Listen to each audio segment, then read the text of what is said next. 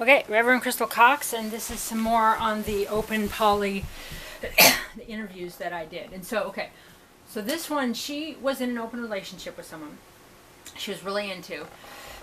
She had been open to being with a lover. However, she was really working on herself and mostly was just spending time alone. Her and her partner lived in different areas. Then at one point, she found a lover, and her partner decided that she did not want to be in an open relationship or be poly. And so it came down to that moment. Okay, she's saying this, that either I choose myself and what I want, or I choose what my partner needs and wants, and I don't want to lose my partner. She said she chose herself and to experience what she knew she authentically, truly wanted to experience. That, you come here to Earth having certain things that you are choosing to experience.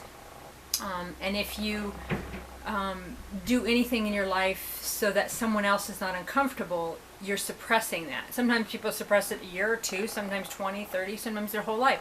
Sometimes they have a breakthrough like in the last few months, like in their 80s. But until you're actually choosing you over anybody for any reason, you're not 100% experiencing what you came here to experience. Of course, that is part of what you came here to experience, obviously. But if my higher self is communicating through my preferences and my highest excitement, I'm like, oh my gosh, I'm so excited about this. This is what I really feel. Oh, you don't like it and you're my lover? Oh, okay, I don't feel it. Or you pretend you don't feel it, but you certainly don't act on it. And so you don't have that experience. And we're quantum, right? So when we're thinking about something and holding it in our heart and not allowing our body, so we're our own authority, our own dictator. You will not love that person. You will not like that. Your partner does not like sushi, so you will not eat sushi. Your partner doesn't want to jump out of a plane, so you won't jump out of a plane. Your partner doesn't like to sing, so you won't sing. You won't travel. You won't do the things that your partner doesn't want to do, so they're more comfortable. And people get literally stuck in these relationships for long term and cannot get out. It's an emotional conundrum. Okay, so she chose herself and to experience what she knew she authentically truly wanted to experience, even though she knew she would lose people in her life. The thing is about this is the partner that decided she did not want to be poly or open did not stop loving her and being in love with her. She just set a boundary for herself on what she needed. She just said one day, I can't be poly. I thought I could be poly, but I can't be poly. And then she'd already assumed they were poly and open because that's what they'd said. And so she fell for someone else. So in that moment, it's like, okay, so I deny myself this feeling, this lover, because my partner that I don't want to lose is uncomfortable with it. And it takes a lot to choose yourself because, first of all, you love that person, you don't want to hurt them. But do you love yourself and not want to hurt yourself? We tend to want to make other people more comfortable than ourselves. But also you're denying yourself that experience of that lover, that opening, that other level of who you are and what you want to experience. So you're denying your real truth and suppressing yourself constantly for your partner. And then for me, it's like, then you leave 10, 20 years later and you're like, oh crap, like this whole time I wasn't the real me. I was an altered version of me or me by myself, but not me with my partner. Okay. Right, so her partner didn't stop loving her. So they stayed in contact, they stayed close.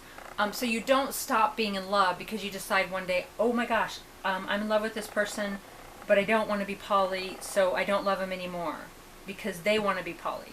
But you don't actually stop loving the person. So then you choose to move forward in the truth of the lie. Okay, so what's the truth? The truth is, like in this example, the one woman saying, I'm choosing, I don't want to be poly or open.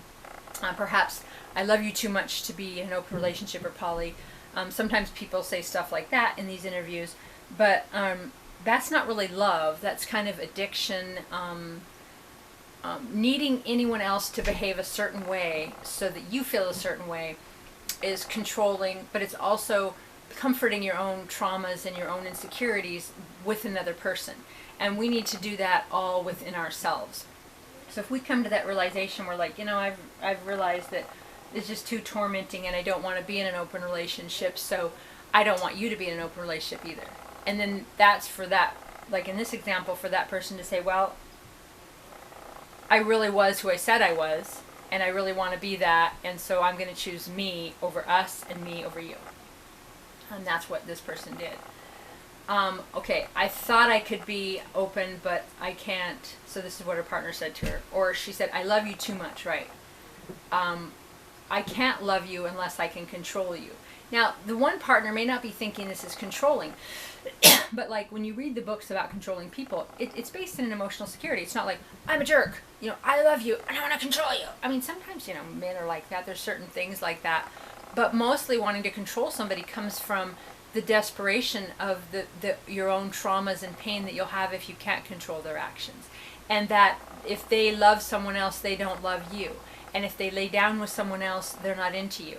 And if you're not sexual with them, but you want to be monogamous with them, then you want to control their sexuality, their sex drive, who they are, so you're okay. You're like, okay, do you want to be in a monogamous relationship with me? I don't want to be sexual, but I want to be monogamous. And then you have to go, well, I do want to be sexual, but I'll suppress that because it's what you need and I really love you. You have to love yourself more. We're quantum, and this is what we choose to experience. Obviously, you have choice, but if you're ever choosing anyone over you, and I never mean your children underage, but an adult children, parent, lover, anybody you're choosing what they need you to be over you, you're not really living your quantum truth, and you're not creating reality consciously. You're just creating realities from trauma, and not even yours, someone else's trauma, which of course we trauma match. But okay, so to me that can be preference, to not want to be poly or open, but to go along with it as if you are, and then change. But to me, that's something that doesn't just change overnight. So you might come to that realization when you actually experience it, of what you thought you could do that you can't do. But your love for that person doesn't change. And so this also, an example, like I was seeing someone, I don't know, 7 or 8 years ago, and she was like, I told her that I was poly and open. And come to find out, she told her friends and stuff, she's like, yeah, that I just think I am. And maybe it's true. And that, that I would like her enough to not want that. She played games with me constantly. She withheld flirting. She withheld video chats. She totally fed my programs, and I loved it, right? Because it was my mother programs, my abuse programs. And each time she would deny me communication, I thought that was more in love. Each time she would withhold flirting, or when we were together not really want to be sexual, or until I proved to be some certain whatever. And I remember she's visiting one time, and gosh, I had known her a few years. We'd kind of been on and off for a couple years, and she's like, yeah, I'm dating who I want, I'm poly, I'm open, I'm whatever. And she just kept thinking I would change, right? I mean, I was my mid 40s or whatever, my early 40s, I think I was like 42, 43. And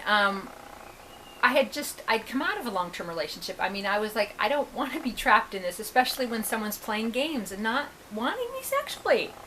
And like, well, when you behave a certain way, like if I do the dishes or take out the trash or do some construction around her house, then she'll give me a little flirting or whatever. We're fucked up, right? But, I kind of went along with the energy, even denied myself some energies that would have been healthier because of it. I've worked through a ton of that, and I would never do that again. No, I won't. Anyway, so this one time she came over to visit me, and she sat on my lap, and she said, and she had it running her fingers through my hair, and she said, oh, by the way, I don't share bodily fluids.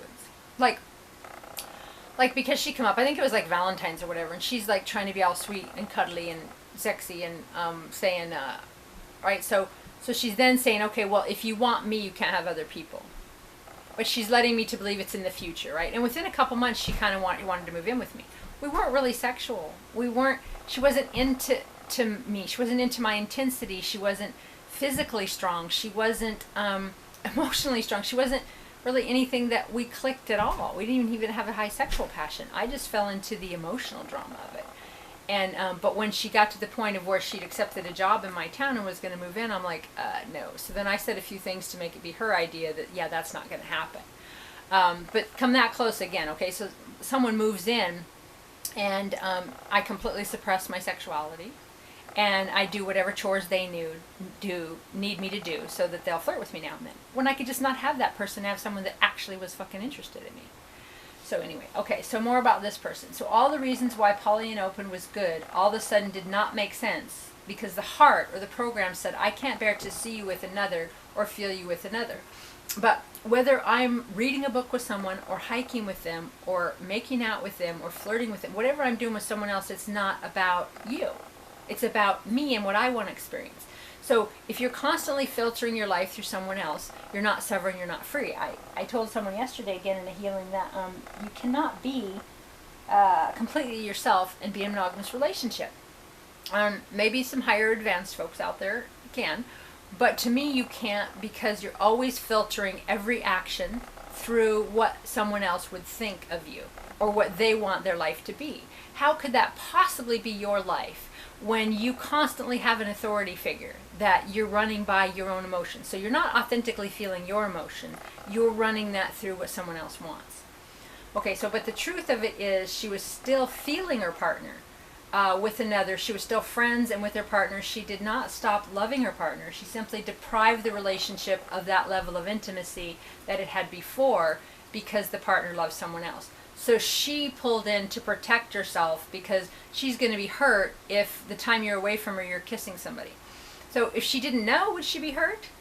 No. So it's all a mind game. It's all something we tell ourselves, because if the action of another that you can't control makes or breaks you, they're in control of you. Consciously or unconsciously, you're putting them in control of you.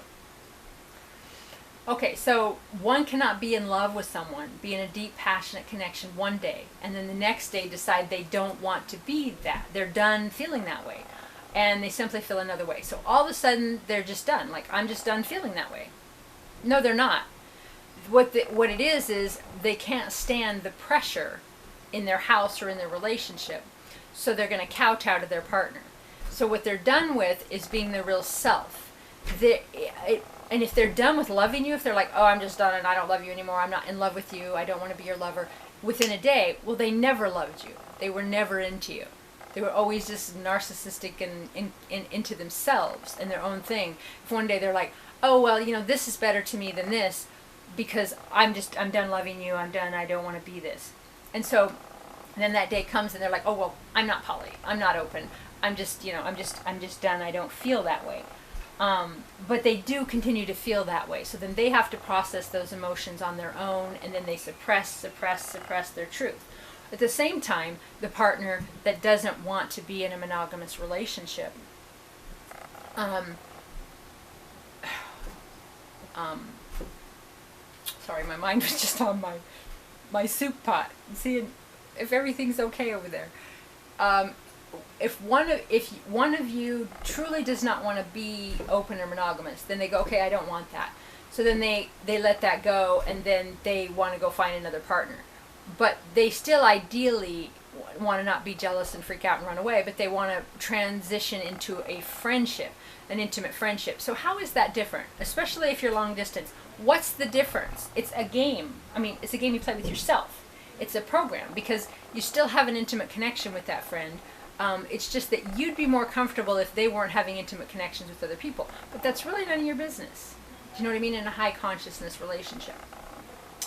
Okay, which is kind of like saying, okay, come to a point where they cannot handle,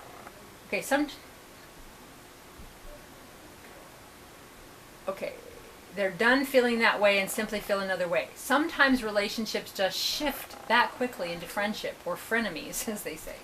But the most part, people come to a point where they cannot handle the emotional disappointment of another.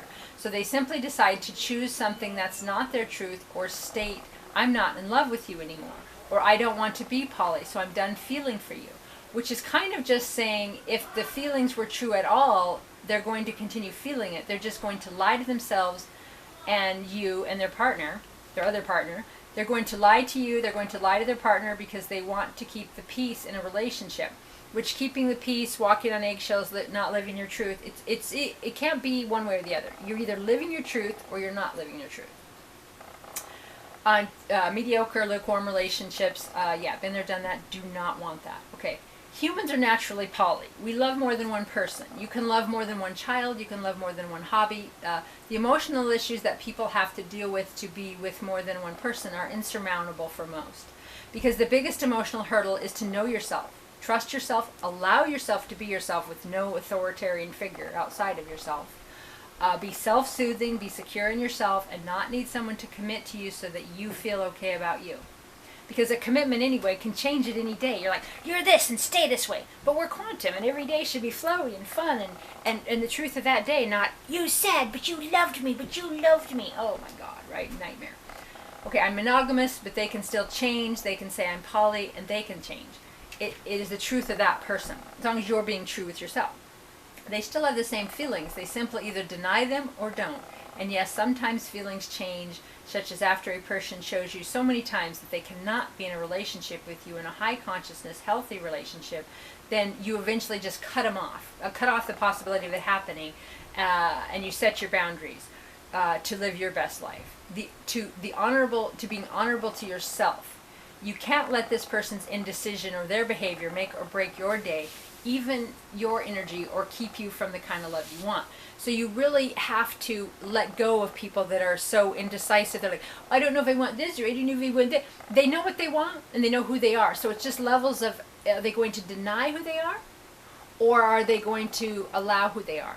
And when that affects you personally, and it's kind of like, and it drains you, and it's just not fun for you, you have to like cut them. You have to be like, no, just no. Go play that somewhere else.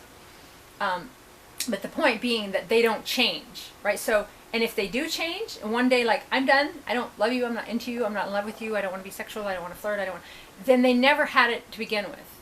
Or they're going to suppress it to be with someone else. Either way, that's not a high integrity energy and a high integrity person to be in your life, because if they're going to suppress their truth, that just means that you have to walk on eggshells. So if you feel really passionate about them and excited, you have to pretend around their lover that I'm not into you. So I'm not going to pretend that I don't feel how I feel because someone else is going to pretend they don't feel how they feel. So you just kind of don't be around those people anymore. Okay, let's see how much of this is left. So am I saying that nobody can be monogamous? No, I'm not. I'm still here. One has to make sure of the pot here. Okay, so am I saying that it's nobody's truth to be monogamous? No, I'm not. People really believe that being monogamous is their truth, and some people really do want to hang out with one person. But it can't be the truth that you're only ever attracted to one person spiritually, physically, and emotionally, and in all the other ways.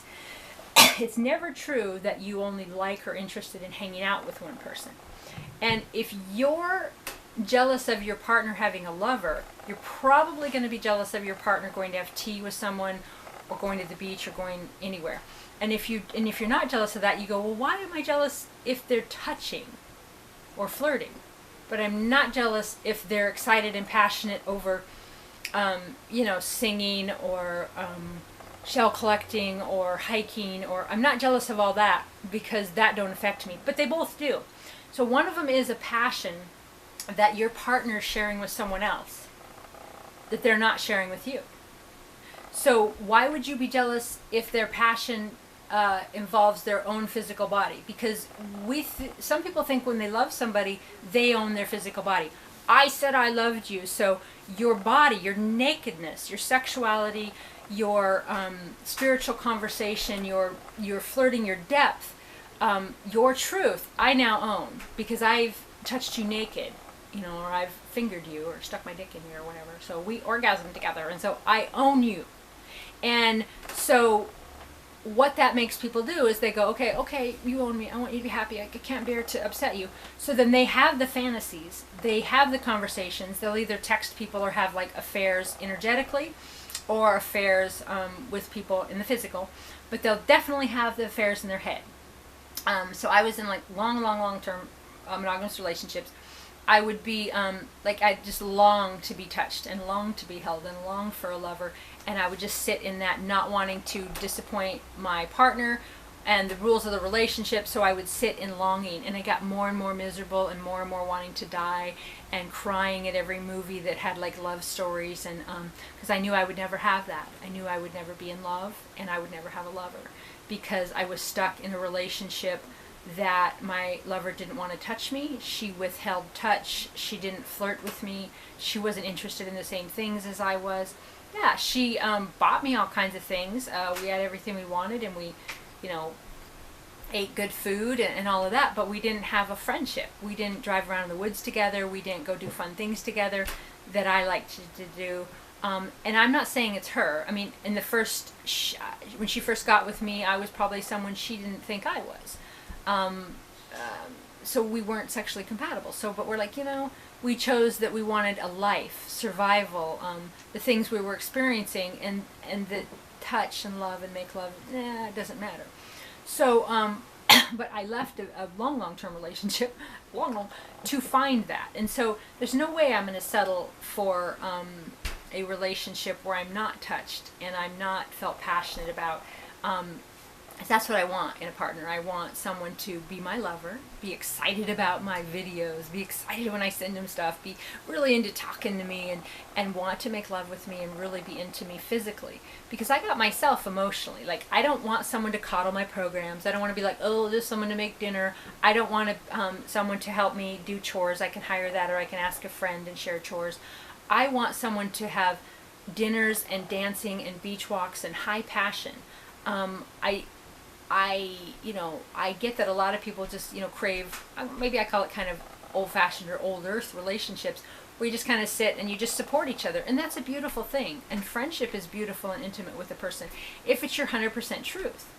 But if one of you is suppressing your sexuality and your passion and your zest for life and adventure to coddle another person, that is not love ever. It's always trauma. It's always fear-based. It's always programs. One of you might be being true to yourself, being like, okay, I want to be monogamous and I enjoy this, and I'm not really into sexual stuff, and I'm not into talking about vulgarity and sexual stuff, and I'm not into that, and they're really being true to themselves. But then the other person is suppressing themselves all the time, walking on eggshells, maybe not talking about sex, not saying, you get tired of going, can we kiss, can we cuddle, can we touch, will you touch me, will you pat my ass? I mean, for fuck's sake, how sick is that, right? Constantly having to tell your lover what you need from them. Can you help me do this? Well, I would like it. Or bitching to your friends, well, she never helps me do this, or she never helps me do that. And this is what I call the relationship for 16 years. It's not a relationship. It's codependent. It's some sort of a jail you put on yourself. It's some sort of a kidnapping. And it's not necessarily the other person's fault. It's just that I wasn't strong enough to leave. I didn't know I could live in a car. Maybe I would have. There was just all these taboos. And when I did leave, I lost everything. But of course I jumped into another passion in my life. So I chose my passion. I chose my truth. And so now I'm 50. That was like 10 years ago. And I'm certainly not. I've seen so much more now. I know so much more about myself.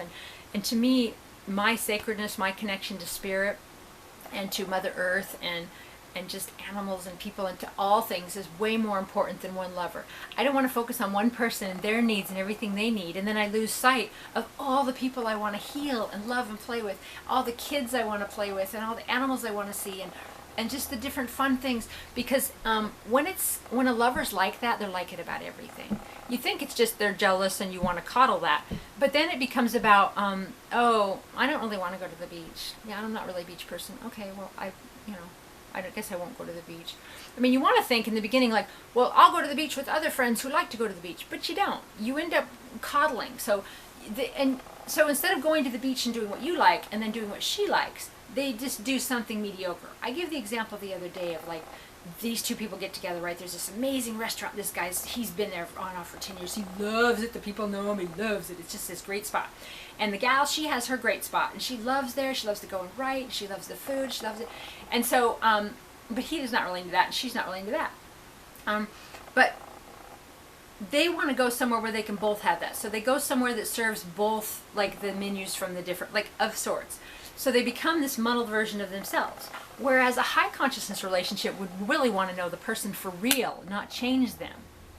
Okay, so they'd be like, oh, let's go check out your restaurant, your real cool, awesome thing. Then let's go check out mine. Two sovereign beings sharing who they are and not becoming some sick version of them both that suppresses them. And once you do that in the beginning, the few months, few weeks, it sometimes can last 20, 30 years. So yeah. Anyway, that question was if I believed that anyone can be in a monogamous relationship, be happy. Yeah, great. Content, survival sometimes, but you cannot be 100% your true self. unless you've dealt with every program, every trigger on every level for your entire life and all the lifetimes, you truly can be your 100% self in that monogamous relationship. Like, you're not suppressing your sexuality, you're not suppressing if you want to travel, you're not suppressing anything about yourself to be in that. Otherwise, it's impossible to be monogamous and be your true self. It just is. I was going to say my opinion, but you know what? All of this is fact to me because I'm saying it. All facts are subjective perspective, and you get to create your reality. This is my perspective and my teachings, and I will never, especially at 50, fucking drown in a relationship like that again. Then I'll be 70, right, if I do it again. I'm not going to let someone else manipulate me for their own insecurities, ever, for any reason, or suppress my sexuality. It's taken my whole life to allow myself to have my sexuality. I'm not there yet, but I'm at a level of allowing it, and I'm not going to let anyone say, well, I love you, and we're going to have a house together, and we're going to have a life together, and so you can't feel that way about him or her or him or her. What? Like, no. Anyway, so yes, I think some people can do it. If you simply, is there truth? And some people really want to hang out with one person, but it cannot be the truth that you're only ever attracted to one person spiritually, physically, emotionally, and in all the other ways. So to me, an intimate friendship you can be just as jealous of. And if you are only jealous because I'm sharing my body with someone else, that's your stuff. And if you're jealous that I'm sharing my body like in video or just flirting with someone, not even in the physical, again, that's your stuff. And you shouldn't be putting that on your partner. If they let you, they let you. But I don't want no part of any of that.